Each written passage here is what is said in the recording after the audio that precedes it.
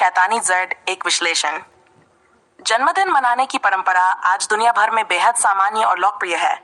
हालांकि अगर हम इसके ऐतिहासिक और आध्यात्मिक संदर्भ को गहराई से समझें तो पाते हैं कि यह परंपरा बाइबल में कहीं नहीं दी गई है, बल्कि इसके पीछे कई शैतानी और पौराणिक जड़ें छिपी हुई हैं। इस लेख में हम बाइबल के संदर्भ, ऐतिहासिक प्रमाण और शैतानी तत्वों पर चर्चा करेंगे। 1. बाइबल में जन्मदिन का उल्लेख और संदर्भ।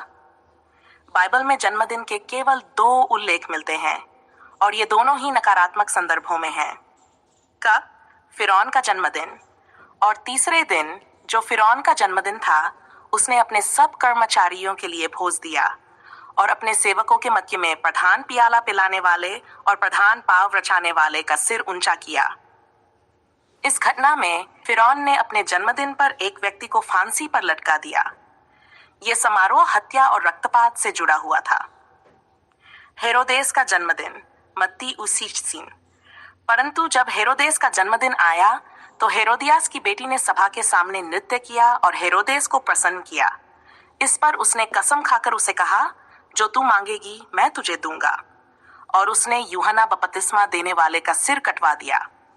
इस घटना में हेरोदेस ने अपने जन्मदिन पर एक निर्दोष व्यक्ति यूहन्ना बपतिस्मा देने वाले की हत्या करवाई। इन दोनों घटनाओं से यह स्पष्ट है कि बाइबल जन्मदिन समारोह को किसी भी रूप में प्रोत्साहित नहीं करती, बल्कि इसे नकारात्मक घटनाओं से जोड़ती है। जन्मदिन का ऐतिहासिक और पौराणिक संदर्भ। जन्मदिन मनाने की परंपरा का आरंभ प्राचीन बुतपरस्त संस्कृतियों में हुआ। यह सूर्य, चंद्रमा और अन्य देवी देवताओं की पूजा से जुड़ा था।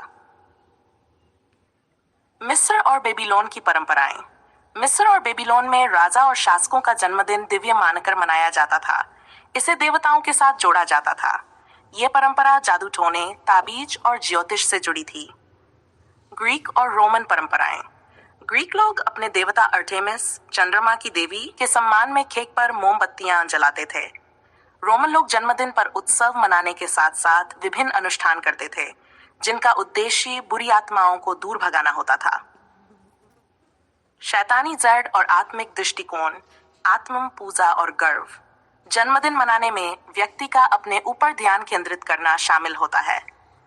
बाइबल गर्व और आत्म पूजा को पाप मानती है, क्योंकि जहां ईर्ष्या और स्वार्थ है, वहां अस्तव्यस्तता और हर प्रकार का बुरा काम है। बुतपरस्ती का तत्व। जन्मदिन की परंपरा देवी देवताओं की पूजा, ज्योतिष और जादू टोने से जुड़ी हुई है। बाइबल स्पष्ट रूप से बुतपरस्ती और जादू टोने को मना करती है। तुम मेरे सामने और देवताओं की उपासना न करना, ज्योतिषियों और भविष्य बताने वालों के पास मत जाना। ले व्यवस्था। क्या मसीही विश्वासी जन्मदिन मना सकते हैं? कोई बाइबल समर्थन नहीं। बाइबल में प्रभु यीशु, उनके शिष्यों या पुराने नियम के धर्मियों ने कभी जन्मदिन नहीं मनाया। इसके विपरीत में आत्मिक जीवन के पुनर्जन्म, नए सिरे से जन्म लेने को महत्व दिया गया है। यदि कोई मनुष्य जल और आत्मा से जन्म ले तो वह परमेश्वर के राज्य में प्रवेश नहीं कर सकता। मसीही त्योहार और परंपराएं। मसीही जीवन का केंद्र प्रभु यीशु की महिमा करना है, न कि अपनी स्वयं की। पवित्र आत्मा से प्रेरित जीवन में सांसारिक परंपराओं से बचने की सलाह दी गई है। इस संसार के अनुसार न बनो, परंतु अपने मन के नए हो जाने से रूपांतरित हो जाओ। निष्कर्ष। जन्मदिन मनाने की परंपरा शैतानी और बुतपरस्त जड़ों से जुड़ी हुई है। बाइबल आत्म पूजा, बुतपरस्ती और सांसारिक परंपराओं से दूर रहने की शिक्षा देती है। एक मसीही विश्वासी को इस संसार की परंपराओं के बजाय आत्मिक जीवन और परमेश्वर की इच्छा पर ध्यान केंद्रित करना चाहिए। महत्वपूर्ण विचार। आत्मिक पुनर्जन्म का उत्सव मनाएं। हर दिन को प्रभु की महिमा के लिए जिएं। सांसारिक और शैतानी परंपराओं से बचें।